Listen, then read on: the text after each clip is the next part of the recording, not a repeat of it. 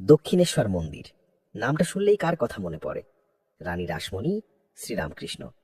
কিন্তু যদি বলি এই মন্দির তৈরির পেছনেই জড়িয়ে আছে এক ব্রিটিশ কোম্পানি আর ব্রিটিশদের বিরুদ্ধে এক অদম্য বাঙালি নারীর বুদ্ধিদীপ্ত লড়াইয়ের গল্প, যে লড়াইয়ের কথা শুনলে আপনি অবাক হয়ে যাবেন। সময়টা 1847 সাল। জানবাজারের ধনী জমিদার রানী রাসমণি চলেছেন কাশী।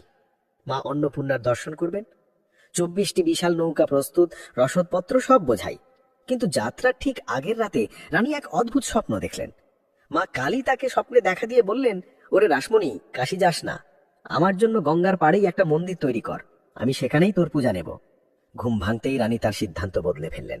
বাতিল হলো কাশী যাত্রা। শুরু হলো দক্ষিণেশ্বরে এক মহাতীর্থ নির্মাণের প্রস্তুতি। কিন্তু কাজটা সহজ ছিল না। প্রথম বাধা এলো গোড়া হিন্দু সমাজ থেকে। রানী ছিলেন কৈবর্ত বর্ণের, তাই কোনো ব্রাহ্মণ তার প্রতিষ্ঠিত মন্দিরে পৌরোহিত্য করতে চাইলেন না। অনেক খোঁজাখুঁজির পর এগিয়ে এলেন ঝামাপুকুরের পণ্ডিত রামকুমার চট্টোপাধ্যায়। তিনি বিধান দিলেন, রানী যদি মন্দিরটি কোনো ব্রাহ্মণকে দান করেন তবেই পূজা সম্ভব। দ্বিতীয় বাধা ছিল প্রযুক্তিগত। এমন বিশাল নবরত্ন মন্দির কে বানাবে? রানী চাইলেন সেরা কাজ। তিনি দায়িত্ব দিলেন তৎকালীন কলকাতার সবচেয়ে নামী নির্মাণ সংস্থাকে। আপনারা জানলে অবাক হবেন, সেই কোম্পানির নাম ছিল ম্যাকিনটশ বার্ন লিমিটেড নামক এক স্কটিশ স্থাপতির কোম্পানি। হ্যাঁ, ঠিকই শুনেছেন, মা ভবতারিণীর এই মন্দির নির্মাণের দায়িত্ব ছিল এক ব্রিটিশ কোম্পানি।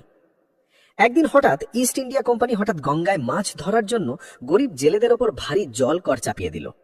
জেলেরা কাঁদতে কাঁদতে এসে ধরল রানীমার পা।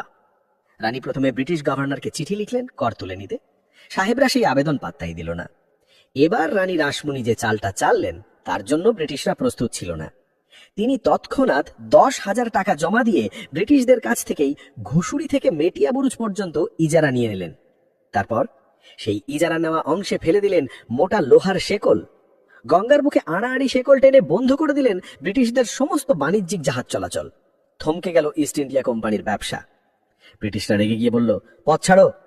রানী শান্তভাবে জবাব দিলেন, আমার ইজারা নেওয়া জায়গায় তোমাদের বড় বড় জাহাজের ঢেউয়ে সব মাছ পালিয়ে যাচ্ছে, আমার ব্যবসার ক্ষতি হচ্ছে।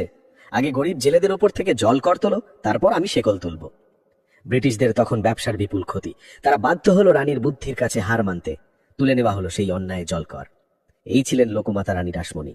এই অদম্য নারী নিজের সমস্ত অর্থ, বুদ্ধি আর জেদ দিয়ে সমস্ত সামাজিক বাধা পেরিয়ে 1855 সালের 31শে মে প্রতিষ্ঠা করলেন মা ভবতারিণীর মন্দির, যে মন্দির পরে হয়ে উঠল ঠাকুর শ্রীরামকৃষ্ণের লীলা ক্ষেত্র।